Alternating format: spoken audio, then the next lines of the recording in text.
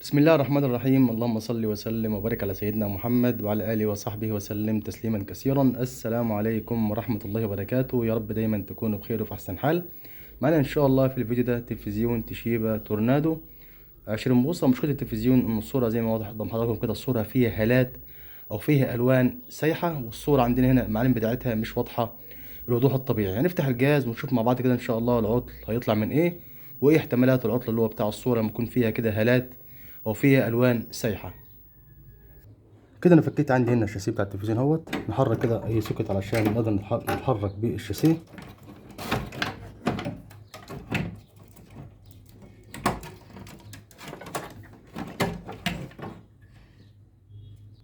طيب العطله اللي شفناها يا اصدقائي مع بعض كده عندي هنا في التلفزيون التوشيبا بيكون ليه احتمالين. اول احتمال مكثف خط 180 فولت اللي هو ده اهوت جنب السوكت اللي هو رايح عندنا هنا على سوكت الشاشه.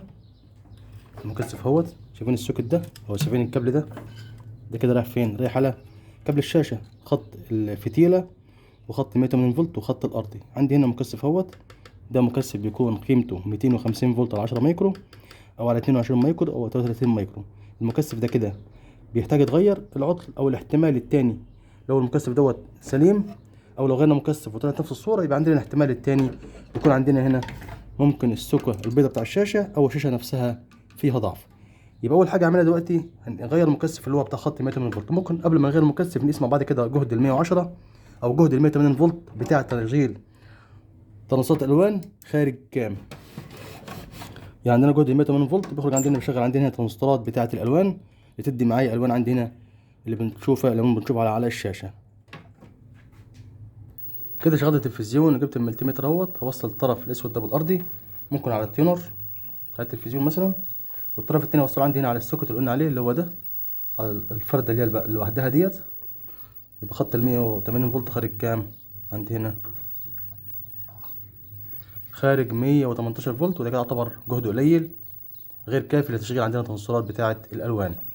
غير المكثف كده، فصلت التلفزيون كده، جبت مكثف 250 فولت على 22 مايكرو.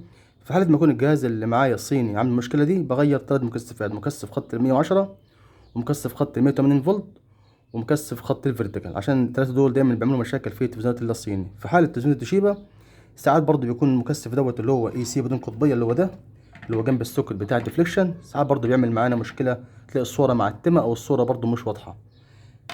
عادل عندي هنا الشاسيه وقلب الشاسيه عشان اغير المكثف اللي هو بتاع خط ال 180 فولت. المكثف عندي هنا على الشاسيه رقمه كام؟ رقمه 446 اللي هو ده، طرف على الارض والطرف التاني على ايه؟ تغذية ال 180 فولت بعد الديود اهوت اللي هو خارج عندنا من اللاين. نفك كده المكثف، الطرف اهوت ده كده الطرف السالب، ده كده الطرف اللي هو الموجب. وطبعا المكثفات دي يا اصدقائي مش دايما بنعتبر بالشكل، يعني مش الشكل ميفرقش معانا في المكثف، ممكن المكثف يبقى شكله كويس وهو مش شغال. طبعا ده عطل سهل، يعني في ناس كتير عارفاه، ولكن في برضه بعض الناس ما تعرفهوش. المكثف اهوت، بس المكثف باين عليه عندي هنا اثار التلف اهوت،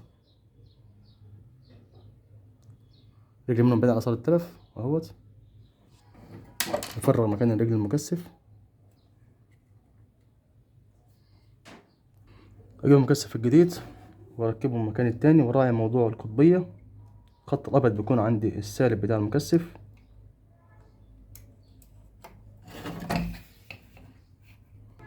اثبت رجلين المكثف ولا طرف المكثف اهيت بالكاوية والقصدير،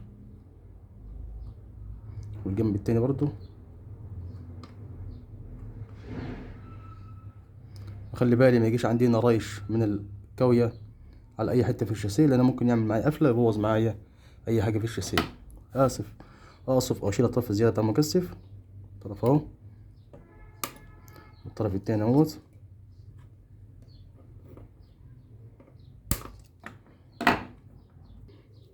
فرشة اسنان كده ولا حاجه، وامسح كده الشاسيه من اي رايش بتاع قصدير. ويا سلام كمان لو شويه طينه برضو اغسل الشاسيه بعد ما اخلص اللحمات بتاعتي، بيبقى شكل الشاسيه يبقى نضيف كده وجميل. نسمع بقى كده التغذيه بتاع 180 فولت بعد ما غيرنا المكثف اللي هو ده، التغذيه بتاع 180 فولت. بقت كام؟ بقت 200 فولت اهيت او 202 فولت. نوصل كده رسيفر ونشوف صورة الجهاز. دي كده صورة التلفزيون بعد ما غيرنا مكثف خط 180 فولت. عندي هنا الهالات او الاجزاء اللي هي الالوان اللي كانت عندي هنا سايحه حوالين الصور راحت هي، والصوره ما شاء الله بقت كويسه جدا هي. ده عطله بسيط حبيت اشاركه حضراتكم لعل وعسى حد يكون مش عارف. بكده نكون وصلنا لنهايه الفيديو. شكرا لكم والسلام عليكم ورحمه الله وبركاته.